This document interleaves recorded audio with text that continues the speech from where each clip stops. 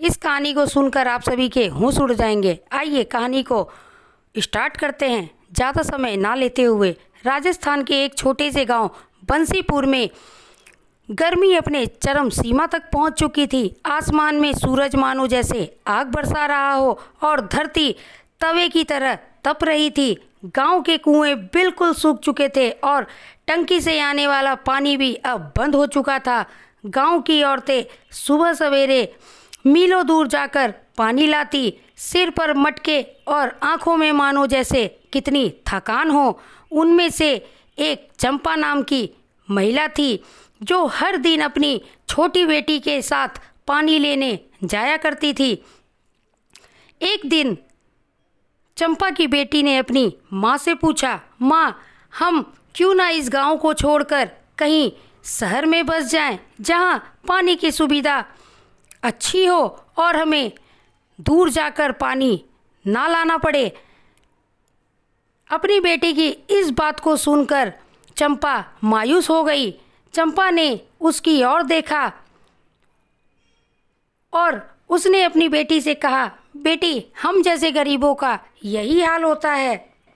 पसीने में भीगी हुई चंपा का कसम कस सा हाल हो चुका था। हमारा जीवन तो ऐसे ही गुजरता है। उधर गांव का सरपंच धनराज गर्मी की चिंता के कारण बहुत ही सोच में डूब चुका था। अगली चुनाव की तैयारी में वो ये सोच रहा था कि क्या पता उसे वोट मिलेगा या नहीं मिलेगा। उसने पानी की टंकी ठीक करवाने के लिए वादा किया पूरे गांव वालों से, लेकिन टंकी तब तक पूरी तरीक़ा से सूख चुकी थी और जब दूसरी टंकी बनवाने की बारी आई तो उस टंकी बनाने के लिए उसमें आदमी पहुंच ही नहीं पाए। गर्मी के कारण गांव वाले बहुत ही ज़्यादा परेशान हो गए थे।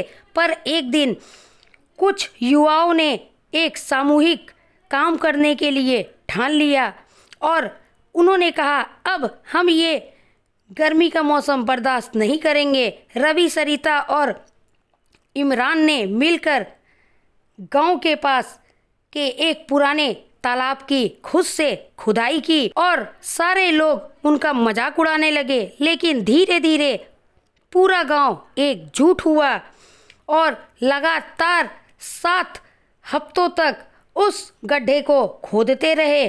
और कहते हैं ना कि मेहनत का कर्म एक दिन जरूर काम आता है। गड्ढे खोदते खोदते में एक दिन मिट्टी के अंदर से थोड़ी सी पानी बाहर आई। पूरे गांव वाले खुश हो गए। धीरे धीरे अचानक से गांव में एक झरना का फुहार होने लगा। पूरे गांव वाले उन तीनों पर तालियां बजाने लगे और उनकी आंखों में आंसू भरा हुआ था, क्योंकि उन्हें ये चिंता थी कि इस गर्मी में हमारा क्या होगा, हमारे बच्चों का क्या होगा।